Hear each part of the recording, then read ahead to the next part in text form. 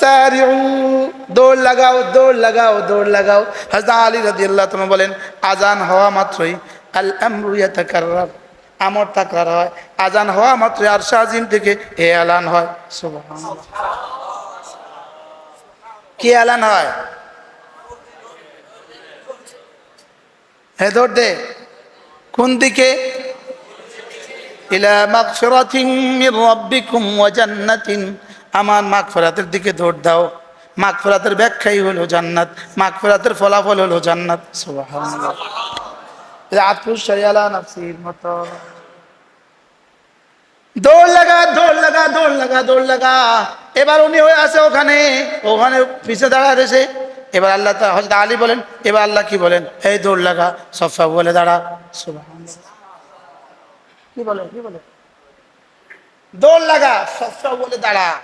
এখানে বেশি আছে, এখানে দৌড় দে, সুবহানাল্লাহ বলে। ছোটবেলায়, ছোটবেলায় আমাদের গ্রামে ছিল সুপারি, সুপারি বেশি সুপারি হয়। আল্লাহ আমাদের বুজুর্গদেরকে মাফ করে দেখ, এরা সুপারি গাছ কিন্তু লাগাইছে আল্লাহই কইতে পারে। পুরা গ্রামে হাজার হাজার সুপারি গাছ, আমাদের আছে কয়েক হাজার। কিল্লে লাগাইছে আল্লাহই কইতে পারে, কিত্তু লাগাইছে এটা আল্লাহই কইতে পারে। যাক, আমরা করতাম কি, সুপারির সিজনে বাড়ির দরজাতে আইসক্রিমওয়ালা আইতো, আইসক্রিমওয়ালা বাড়ি দিত, বাড়ি দিত। তার ডাক না দিয়াও বাড়ি দিত, দম করে বাড়ি দিত। বাড়ি দিলে বুঝতাম যে আইসক্রিমওয়ালা আইসে। বাইরে বাই, কার গাছ থেকে কে পারবো আল্লাহ জানে। কোন রকমের সুপারি চারটা লইয়া দৌড়, আইসক্রিম দিয়া সুপারি চারটা দিলে একটা দিব। পুরা দুই চার বাড়ির বাচ্চারা শব্দ কোন দিকে, আইসক্রিমের লেগে দৌড়। আরে হাই রে, কি জোরে দৌড় দিতাম আইসক্রিমের লেগে। বুদ্ধি ছিল না অবুঝ থাকার কারণে? বুঝ থাকার কারণে না অবুঝ থাকার কারণে? আমরা এই সময় যেভাবে দৌড় দিতাম আর কি, অবুঝ, বুঝি না। আল্লাহ তো রে, আজান দিলে এভাবে দৌড় লাগা। মেরে ভাইও, আমাদের এই দুনিয়ার সংক্ষিপ্ত হায়াত, সংক্ষিপ্ত হায়াতের এই পুরস্কার যদি হয় জান্নাত, আর জান্নাত যদি হয় অনাদি অনন্তকাল, তবে আমাদের জীবনের একদিনের পুরস্কার কত, এক ঘন্টার পুরস্কার কত, এক মিনিটের পুরস্কার কত, এক সেকেন্ডের পুরস্কার কত? যদি একজনে এক মাসের ৬০,০০০ টাকা পায়, তো তার একদিনের পুরস্কার বেতন কত? ২,০০০ টাকা। হ্যাঁ, তো তার এক ঘন্টার বেতন কত? মাসালান ১০০ টাকা। তো তার এক মিনিটের বেতন কত? মাসালান ১ টাকা। তো এক সেকেন্ডের বেতন কত? মাসালান ১ পয়সা। এবার আমার আর আপনার জান্নাত যদি হয় কোটি কোটি কোটি বছর, আর এটা যদি হয় বালেগ হওয়ার পর থেকে মৃত্যু পর্যন্ত এই জীবনের পুরস্কার, তো ৬০ বছর দিয়ে যদি ১ কোটি বছর হয়, তো এক বছরে কত, এক মাসে কত, এক দিনে কত, এক মিনিটে কত, এক সেকেন্ডে কত? এখন কি ১ কোটি বছর না ১০০ কোটি বছর, না তার চেয়ে বেশি? হ্যাঁ, কত বেশি? বুঝে থাকলে বলুন তো দেখি, ১ সেকেন্ড সমান সমান কত কোটি বছর দিলে জান্নাত শেষ হবে? ১ সেকেন্ড সমান সমান কত কোটি বছর দিলে জান্নাতের হায়াত শেষ হবে? যদি ১ সেকেন্ড সমান সমান ১০,০০০ কোটি বছর দেয়, এভাবে যদি দুনিয়ার হায়াতের প্রতি সেকেন্ড সমান সমান ১০,০০০ কোটি বছর, তাহলে কি আমার জান্নাত শেষ হবে না জান্নাত আরো বাকি থাকবে? তা আমার জীবনের, দুনিয়ার জীবনের ইমানের সাথে ১ সেকেন্ডের দাম কত? বলেন হ্যাঁ বা না, বুঝছি বা বুঝছি না, একটা বলতে হবে। আপনাকে বলতে হবে, বুঝতে হবে যে আমার ১ সেকেন্ডের দাম কত। কত বছরে জান্নাত ১ সেকেন্ডে দিবে রব ছাড়া কেউ জানে না, আল্লাহ তাআলা ছাড়া কেউ। আচ্ছা, ওই সময়টা যদি, যেই 1 সেকেন্ডের দাম 100 কোটি বছরের জান্নাত, ওই সময়টা যদি আমার অযথা নষ্ট হয়ে যায়, এই সময়ের জন্য হাসরের মধ্যে আফসোসটা কেমন হবে? হ্যাঁ, 500 টাকার নোটটা হারিয়ে গেলে আফসোসটা কেমন হয়? যদি 5,000 টাকা হারিয়ে যায় আফসোসটা কেমন? এবার 5 লাখ টাকা চুরি হয়, আফসোসটা কেমন? এবার 5 কোটি টাকা চুরি হয়, তো আফসোস কেমন? এবার 1 সেকেন্ড সমান সমান যদি 100 কোটি বছরের জান্নাত হয়, ওই 1 সেকেন্ড যদি হারিয়ে যায় তা আফসোসটা কেমন হবে? এবার বলুন তো, আমাদের জীবন থেকে হারিয়েছে কত মিনিট, কাজে লাগিয়েছি কত মিনিট? বলেন, এক একজন করে বলে। জীবন থেকে হারিয়ে গেছে কত মিনিট, আর কাজে লাগিয়েছি কত মিনিট? কাজে লাগিয়েছি বেশি না হারিয়ে গেছে বেশি? কত মিনিট হারিয়েছি? মিনিট না ঘন্টা? ঘন্টা না দিন? দিন না মাস? মাস না বছর? এবার বছর না যুগ? আমাদের জীবন থেকে হারিয়েছে কত মিনিট? যুগের পর যুগ হারিয়েছে, যুগের 3 যুগ হারিয়েছে। অথচ আমার জান্নাত আমার প্রতিটা জীবনের, আমার প্রতিটা বছরের, প্রতিটা মাসের, প্রতিটা দিনের, প্রতিটা ঘন্টার, প্রতিটা মিনিটের, প্রতিটা সেকেন্ডের সমন্বয়ে পুরস্কার আমার জান্নাত। তাহলে এবার বুঝে থাকলে বলুন, আমার হায়াতের এই, আমার এই জীবনের প্রতিদিন আর প্রতি ঘন্টার, প্রতি মিনিটের, প্রতি সেকেন্ডের দাম কত?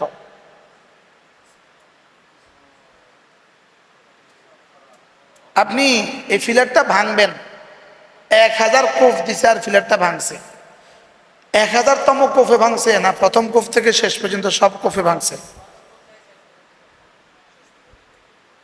এই ঘরটা প্রথম ইট দিয়ে শুরু করছে, এভাবে 50,000 ইট লাগছে, কোন ইটের দখল নাই? বলেন, এই ঘরের মধ্যে কোন ইটের দখল নাই?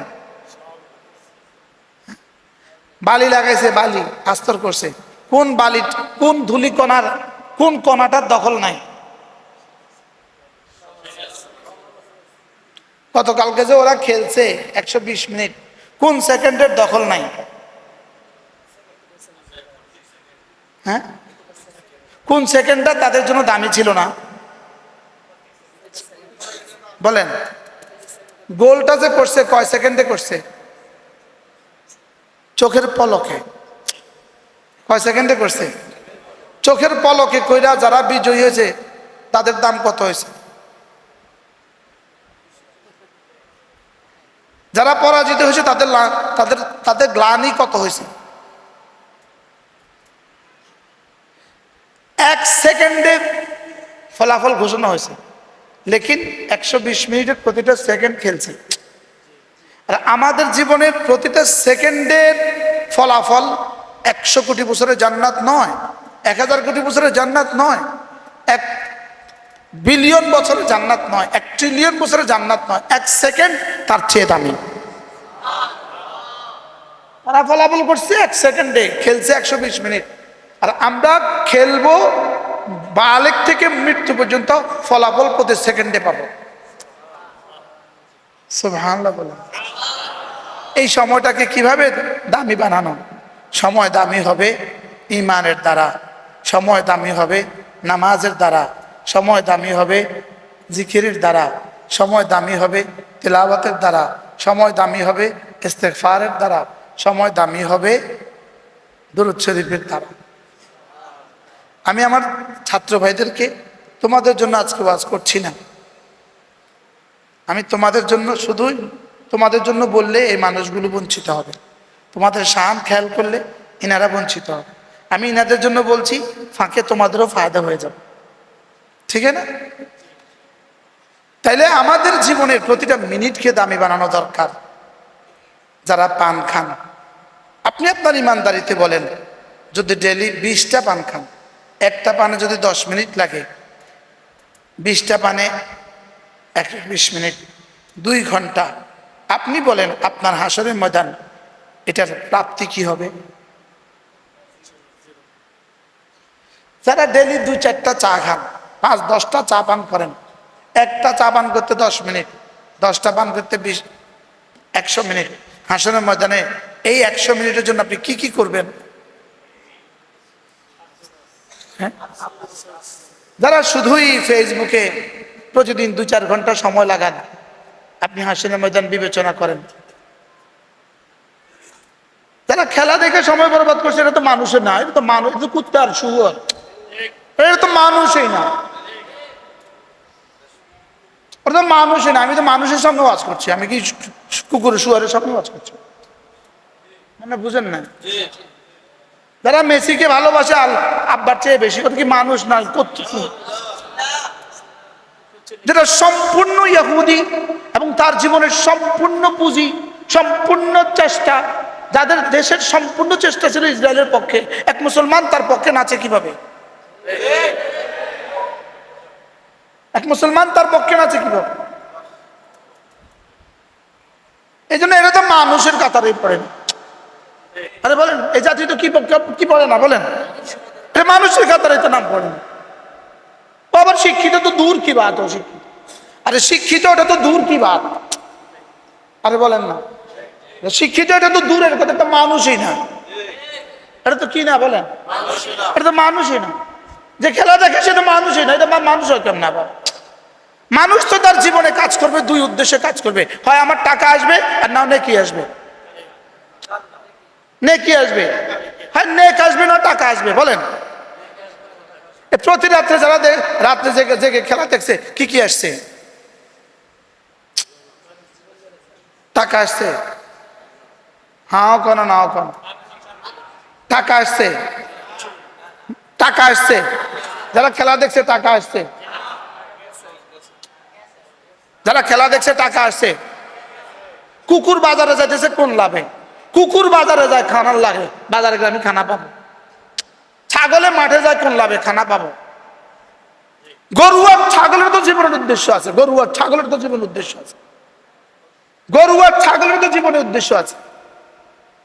যার জীবনের কোনো উদ্দেশ্য নাই, এটা আবার মানুষ হয় কেন? আমার তো হয় আমার বাংলা শিখতে হবে, হয় আমার ইংরেজি শিখতে হবে, হয় আমার ভূগোল শিখতে হবে, হয় আমার ব্যাকরণ শিখতে হবে, হয় আমার রিক্সা চালানো শিখতে হবে, হয় আমার অটো চালানো শিখতে হবে। আমার একটা কিছু করতে হবে, মাল আসবে অথবা আমার আখরাত আসবে। আমি বুঝতে পারি না, বুঝেন না তোরা কিছু? ওরা মনে করে আমরা কিছুই বুঝি না। এক একটা মনে করে আমরা কিছুই বুঝি না। পরে যখন জীবনের গ্লানি টানতে যখন দেখবে অটো চালানো ছাড়া আর কোনো কিনা যোগ্যতা নাই। হ্যাঁ কেন না? অটো চালানো ছাড়া আর কোনো কি নাই। এই তোমাদেরকেও বলছি, মাদ্রাসা তোমাদেরকেও বলছি, মোবাইলে মোবাইলে জিন্দগি দিবা। উস্তাদকে বলছি, মোবাইলে মোবাইলে জিন্দগি দিবা। ছাত্রকে বলছি, মোবাইলে মোবাইলে জিন্দগি দিবা। তোমার জীবনে লানত ছাড়া আর কিছু না, লানত ছাড়া জীবনে আর কিছু। আর কি বলছি বলে? আমি তো আমার প্রিয়জনকে বলছি, বউকে মেরে, ঝিকে মেরে বউকে বুঝায়। বুঝেন নাই কথা কিছু? এটা তো আমার প্রিয়জন। ঝিকে মেরে কি বুঝায়? তোমার জীবনের মুহূর্তের দাম কত? তোমার 1 সেকেন্ডের দাম কত? তোমার 1 দিনের দাম কত? তোমার 1 সেজদার দাম কত? আমার প্রিয় মুর্শিদ হযরত নানুপুরি রহমতুল্লাহ বলতেন, যে না বুঝে মনে মনে তাকে বুঝাবে কোন জনে? যে না বুঝে, এটা কিসের জীবন? এটা না পড়াশোনা আছে, না কাজ আছে, না নামাজ আছে, না কাজ আছে না নামাজ আছে। এটা কিসের জীবন এটা? আরে বলেন না, এটা কিসের জীবন? এমন শিয়ালও তো এদেরকে দেখে লজ্জা পায়। এই ড্রেস আপটা দেখলে শিয়ালও লজ্জা পায়। শিয়ালকে কি ফিনছত? এটা তুই আরেক দেশের পতাকা দিয়ে গেঞ্জি বানায় কীর্তি ফিনছত। গায়রাত শেষ হয়ে গেছে, গায়রাত কি? বাস্তব না বাস্তব? আত্মাভিমান চলে গেছে, আত্মাভিমান, গায়রাত চলে গেছে। ইহুদির পিছনে মুসলমান ছুটছে। ও আমার কে? মেসি আমার কে? সবাই বলেন, মেসি আমার কে? ইসরায়েলের ফিলিস্তিনের যুদ্ধে মেসি কার পক্ষে ছিল? তো এই মেসির পক্ষে মুসলমান থাকে কিভাবে? আমগো ফলা ভয় না করে তোরা কি বুঝছত, তোরা কি বুঝছত মেসিকে? আমার হায়াতের দাম আছে, আমি বুঝাতে চেয়েছি আমার হায়াতের দাম আছে। আমার হায়াতের এক নিঃশ্বাস, আমার দিকে একটু খেয়াল করেন, খেয়াল করেন, আমার হায়াতের এক নিঃশ্বাস রাসূল বলেন উহুদের চেয়েও দামি। বিশ্বকাপটা তো উহুদের চেয়ে দামি, বিশ্বকাপ উহুদ পাহাড়ের চেয়ে দামি। যদি উহুদ পাহাড় পরিমাণ স্বর্ণ হয়, বিশ্বকাপ উহুদ পাহাড়ের চেয়ে দামি। হ্যাঁ, আর আমার এক নিঃশ্বাসের দাম উহুদ পাহাড়। আপনি বিশ্বাস না হলে আমি কসম খাই বলি, আল্লাহর কসম, আমার এক নিঃশ্বাসের দাম উহুদ পাহাড়। বাপরে, এত কত বড় পিসাব কেবলা খাবা, এটার এক নিঃশ্বাসের দাম উহুদ পাহাড়। আমাদের এক নিঃশ্বাসের দাম উহুদ পাহাড়, আপনার এক নিঃশ্বাসের দাম উহুদ পাহাড়, ভাই আপনার এক নিঃশ্বাসের দাম উহুদ পাহাড়। শুধু আমারটা নিয়ে আমাদের প্রত্যেকের জীবনের এক এক নিঃশ্বাস উহুদের চেয়ে দামি। কিভাবে? সুবহানাল্লাহ। কয় নিঃশ্বাস? এবার পুরস্কার বলো। আযমু মিন উহুদিন, উহুদের চেয়েও দামি। বুখারী মুসলিম। আমাদের এক নিঃশ্বাসের দাম কত? আরে রাসূল তো বলেছেন উহুদের চেয়ে দামি। উহুদের চেয়ে দামি কদ্দুর, রব ছাড়া কেউ জানে না। এবার উহুদের চেয়ে দামি কদ্দুর, জিবরিল জানে না, জিবরিল জানে না। আমি তো এক নিঃশ্বাসে আলহামদুলিল্লাহ 3 বার পড়তে পারি, শুদ্ধ করে 3 বার পড়তে পারি। আমি দেখাচ্ছি। সুবহানাল্লাহ, সুবহানাল্লাহ, সুবহানাল্লাহ। আমার একটা নিঃশ্বাস 3 বার ওদের চেয়ে দামি।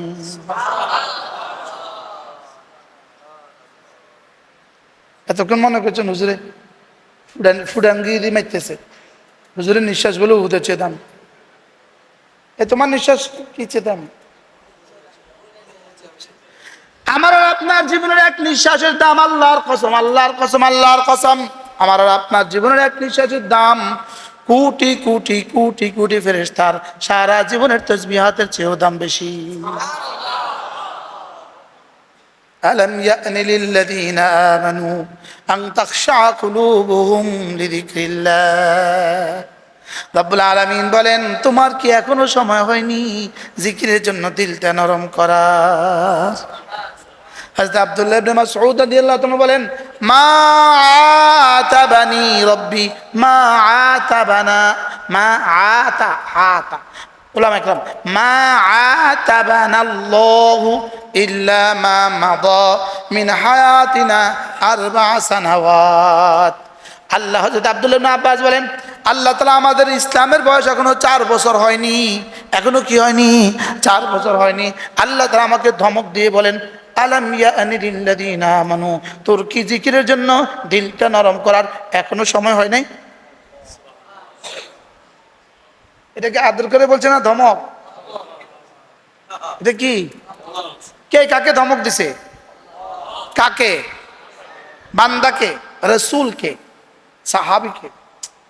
আউয়াল মুখাতাব রাসূল, সানিয়ান মুখাতাব সাহাবায়ে রাসূল। এবার সাহাবী বলেন, 4 বছর যেতে না যেতে আমাকে ধমকানো শুরু করছে, এই জিকির করিস না কেন, তোর কি এখনো সময় হয় নাই? সুবহানাল্লাহ বলেন, কি আজীব কথা। হযরত আব্দুল্লাহ ইবনে আব্বাস বলেন, আমরা মুসলমান হয়েছি আমি মাত্র 4 বছর হয়েছে, আর আমারও ধমকা, এই জিকির করিস না কেন, তোর কি এখনো সময় হয় নাই?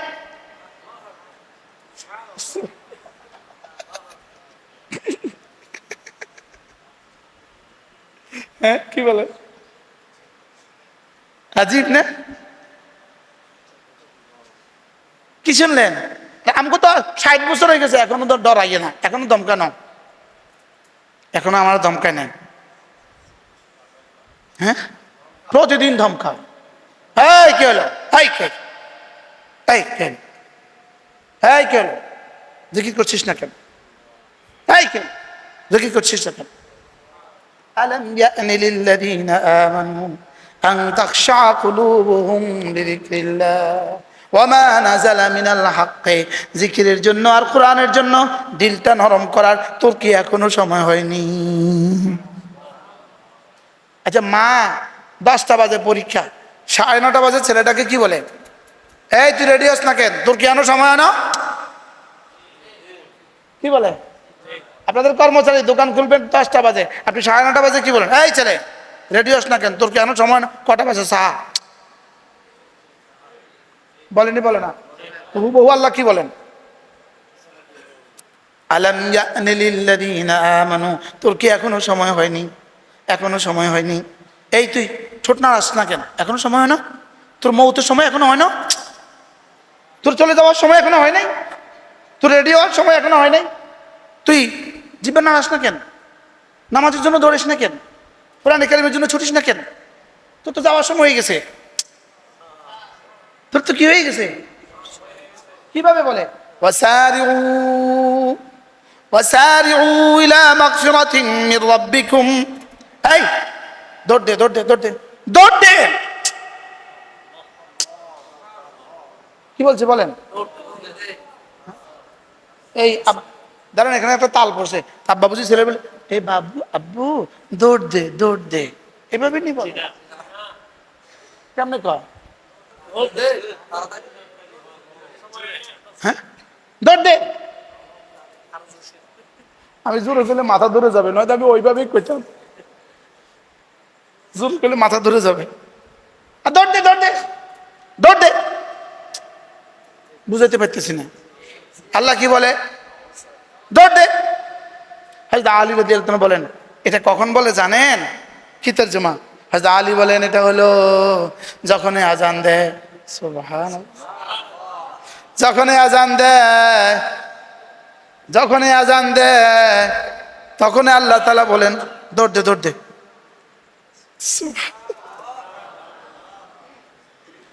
কি বলে? আচ্ছা আপনার ঘরে নিচতলায়, আপনি আছেন 3 তলা, তো নিচতলায় বেল টিপ দিছে, নিচতলায় বেল টিপছে, কলিং বেল টিপছে, মেহমান আসছে। আপনি উপরে জানালা দিয়ে দেখলেন যে আপনার ছেলের শ্বশুর, আপনার মেয়ের শ্বশুর আসছে। কে আসছে? মেয়ের কি আসছে? শ্বশুর আসছে। এখন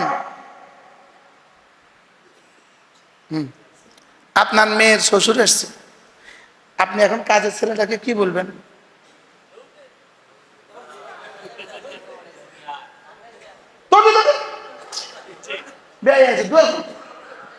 দৌড় দে দরজা খোল। কে? মেয়ে শ্বশুর ইটালি থেকে আসছে।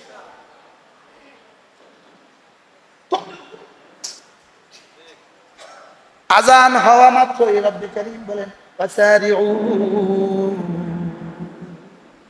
ওয়াসারিউ, বলেন অর্থ কি বলেন না? আপনারা বলেন, আরে দৌড় দে। তুমি করে যে পিছে বয়াছি আমি তো বুঝি, আমি যে ওদেরকে পিছে বয়াছি আমি তো বুঝি, এদের আওয়াজ আমি ওয়াজ করতে পারতাম না। ওয়াসারিউ, দৌড় লাগাও দৌড় লাগাও দৌড় লাগাও। হযরত আলী রাদিয়াল্লাহু তাআলা বলেন, আজান হওয়া মাত্রই আল আমরু ইয়াতাকাররার, আমর তাকরার হয়। আজান হওয়া মাত্রই আরশ আজিম থেকে এ এলান হয়, সুবহানাল্লাহ। কি এলান হয়? হে দৌড় দে। কোন দিকে? ইলা মাগফিরাতিন মির রাব্বিকুম ওয়া জান্নাতিন, আমার মাগফিরাতের দিকে দৌড় দাও। মাগফিরাতের ব্যাখ্যাই হলো জান্নাত, মাগফিরাতের ফলাফল হলো জান্নাত, সুবহানাল্লাহ। আতফুস শাইআলা নাফসির মত। দৌড় লাগা দৌড় লাগা দৌড় লাগা দৌড় লাগা। এবার উনি হয়ে আছে ওখানে, ওখানে পিছে দাঁড়ায় রয়েছে। এবার আল্লাহ হযরত আলী বলেন, এবার আল্লাহ কি বলেন, এই দৌড় লাগা, সফা বলে দাঁড়া, সুবহানাল্লাহ। কি বলে কি বলে? দৌড় লাগা, সফা বলে দাঁড়া। এখানে বেশি আছে, এখানে দৌড় দে, সুবহানাল্লাহ বলে। ছোটবেলায় ছোটবেলায় আমাদের গ্রামে ছিল সুপারি, সুপারি বেশি সুপারি হয়। আল্লাহ আমাদের বুজুর্গদেরকে মাফ করে দেখ, এরা সুপারি গাছ কিন্তু লাগাইছে, আল্লাহই করতে পারে। পুরা গ্রামে হাজার হাজার সুপারি গাছ, আমাদের আছে কয়েক হাজার। কিল্লে লাগাইছে আল্লাহ করতে পারে, কিচ্ছু লাগাইছে এটা আল্লাহ করতে।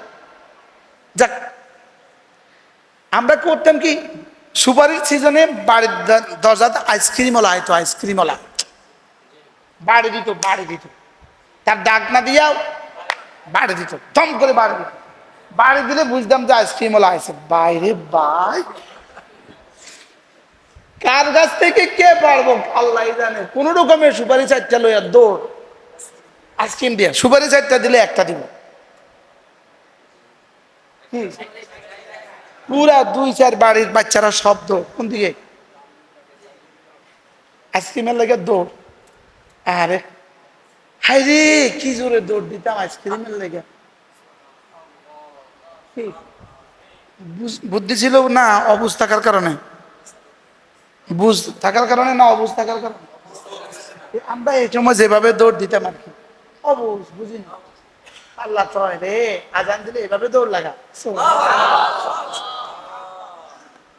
দৌড় দে দৌড় দে দৌড় দে দৌড় দে, বলেন দৌড় দে দৌড় দে দৌড় দে। কোন দিকে দৌড় দিবি? মাগফিরাত ওয়া জান্নাহ, আমার মাগফিরাতের দিকে। আজান হয়ে গেছে, যাও মসজিদে, মাফ করে দিব। প্রতি কদমে একটা করে গুনাহ মাফ করে দিব, প্রতি কদমে একটা করে গুনাহ মাফ করে দিব। এবার যাবা মসজিদে, পড়বা ইমামের সাথে নামাজ, জোহর থেকে আসর যা করছো সব মাফ। আবার যাবা মাগরিবে, সব মাফ। আবার যাবা এশা, সব মাফ। আবার যাবা ফজরে, সব মাফ। এভাবে জিন্দগির শেষ নামাজ পর্যন্ত। আর থাকলো কি এটা, আবার এবার সব গেছে গা গুনাহ, এবার শুধুই আছে জান্নাত। সুবহানাল্লাহ, এবার শুধুই আছে কি বলেন। এই জন্য মেরে ভাই, জীবনের অনেক দাম, আমাদের জীবনের অনেক দাম। বলেন আমাদের জীবনের কি, এই জীবন এভাবে এভাবে নষ্ট করার জন্য জীবন দেয় নাই। শুধু আফসোস হবে, আফসোস হবে। লাম ইয়াতাহাসসার, বুখারীর শব্দ, লাম ইয়াতাহাসসার আহলুল জান্নাতি ফিল জান্নাহ ইল্লা মা মাদা মিন ওয়াক্তিহি মিন গায়রি যিকরিল্লাহ।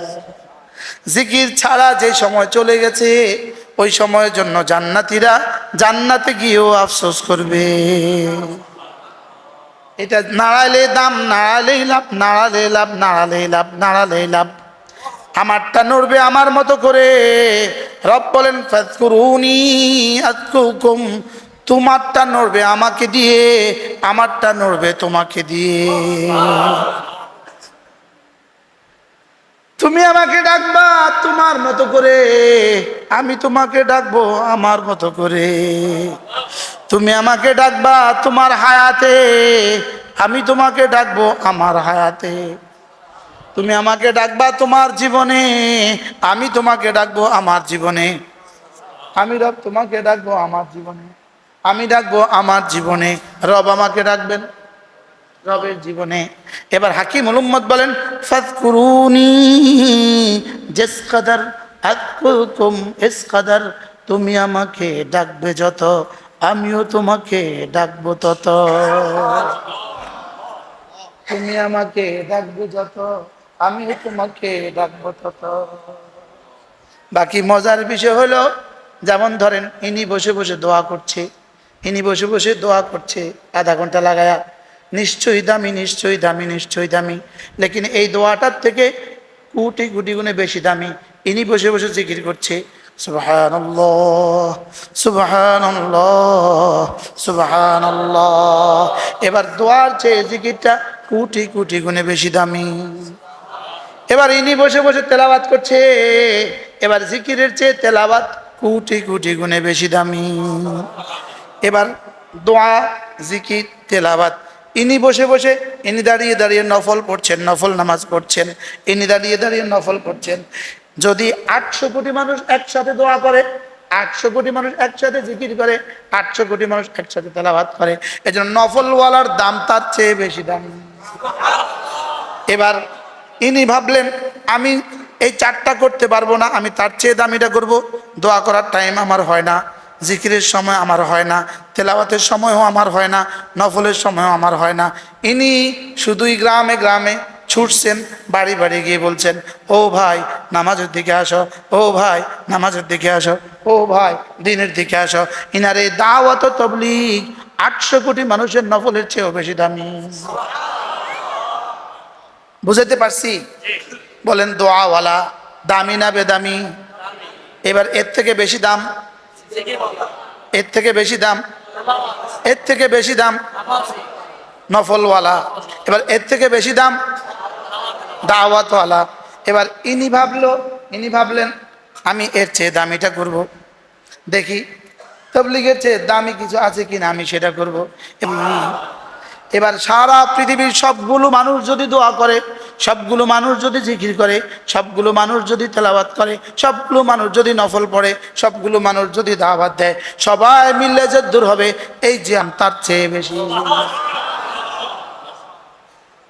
পাইছেন তো?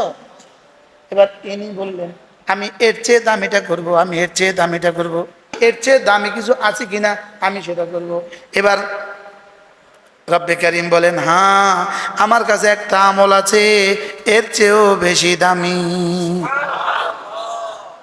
এটা বলবো না, না পকেটে হাত দিয়া মাদ্রাসার জন্য যে যা পারেন তা না দিলে, বুঝাইতে পারছি? এই জন্য সেদিন শামিলির যুদ্ধের ময়দানে হযরতে কাসেম নানুতুবি রহমতুল্লাহ আলাইহি যদি শামিলির যুদ্ধের ময়দানে ইংরেজদের সাথে সম্মুখ যুদ্ধ থেকে সরে গিয়ে দারুল দেওবন্দের শেকেল না দিত, আজকে 20 নন্দী মাদ্রাসা তৈরি হতো না। বুঝে আসছে? হ্যাঁ, এই মাদ্রাসা তৈরি হইতো, এই আমাদের মোহতারাম হুজুর তৈরি হইতো, আমরা তৈরি হইতাম। এখন আপনাদের সামনে কেউ ওয়াজ করতো, আমিও আয়তা করতাম মেসি মেসি মেসি।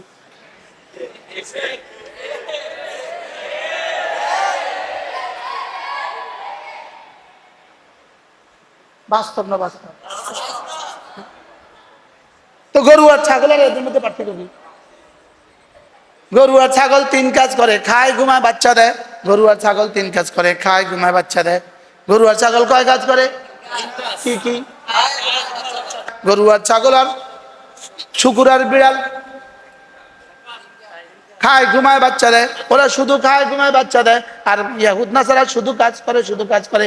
আমরা এক জাতি, রব আমাদেরকে মুমিন বানিয়েছেন, আমরা খাবো ঘুমাবো বাচ্চা দিব জানোয়ার হিসাবে, কাজ করব মানুষ হিসাবে, নামাজ পড়বো মুমিন হিসাবে।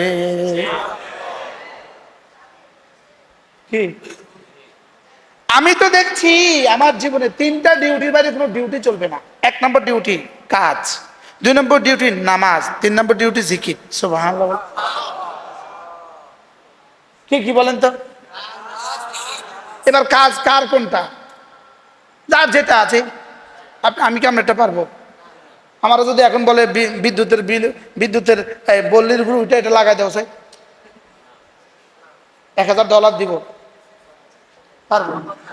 আমারও যদি আচ্ছা এই 500 ইট তুমি এই 3 তলা ছাদে উঠে দেওয়া চাই, $2000 দিব, $2000। তাহলে বোঝা গেছে যার কাজ যেটা সে করবে সেটা। তাহলে কি করা লাগবে? কাজ। কি করা লাগবে? এবার কাজের পরে কি? এবার নামাজের পরে কি? সুবহানাল্লাহ। খাবো ঘুমাবো বাচ্চা দিব কখন? এটা তো আছে, এটা তো আছে। আর বাকি কাজ কখন? কাজের সময়। এবার নামাজ কখন? এবার জিকির কখন? সব সময়। সুবহানাল্লাহ। জীবন সহজ না কঠিন? আমি কি বুঝাতে পারছি? বলো কাজ, নামাজ, জিকির। আমি একটা কবিতা শোনাই, পরে হুজুরদেরকে বলবো তোমাদেরকে আয়াত দিয়ে বুঝাইতে। আমি একদম বাংলাটা বুঝাই।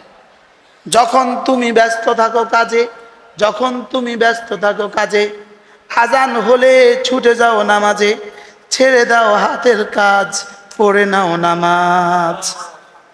যালিকুম খায়রুল লাকুম, এটা তোমাকে দেওয়া তোমার রবের পক্ষ থেকে তোমার দুনিয়ার আখিরাতের জন্য সর্বশ্রেষ্ঠ ফর্মুলা।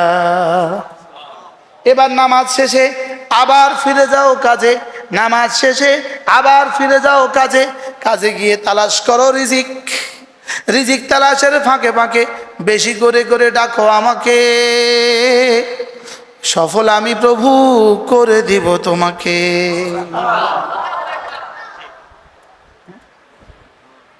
যে জাতি কাজ করে না, এই জাতি দিয়ে কি করবেন আপনি বলেন? হ্যাঁ, আপনার দেশ গড়বেন এই জাতি দিয়ে, যে জাতি পরীক্ষা একটু কঠিন হয়েছে আর মিছিল করে, এই জাতি দিয়ে। একটু পরীক্ষা কঠিন হয়ে গেছে, যে জাতি পদত্যাগ চায়, এই জাতি দিয়া মিছিল, এই জাতি দিয়া দেশ গড়বেন আপনি?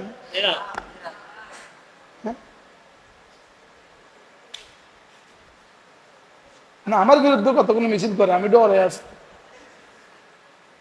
কি আমাদের জীবনের সিদ্ধান্ত হলো কাজ নামাজ জিকির, কাজ নামাজ জিকির, কাজ নামাজ জিকির। বলেন, আবার বলেন। তাহলে আমাদের ওস্তাদদের কাজ কি? শুধু পড়ানো, শুধু পড়ানো, শুধু পড়ানো, এরপরে হলো নামাজ, এরপরে মাঝে মাঝে জিকির। সুবহানাল্লাহ বলে। আমাদের ছাত্রদের কাজ কি? শুধু পড়া, শুধু পড়া, শুধু পড়া, এরপরে কাজ কি? নামাজ আর জিকির। এবার আপনাদের কাজ কি?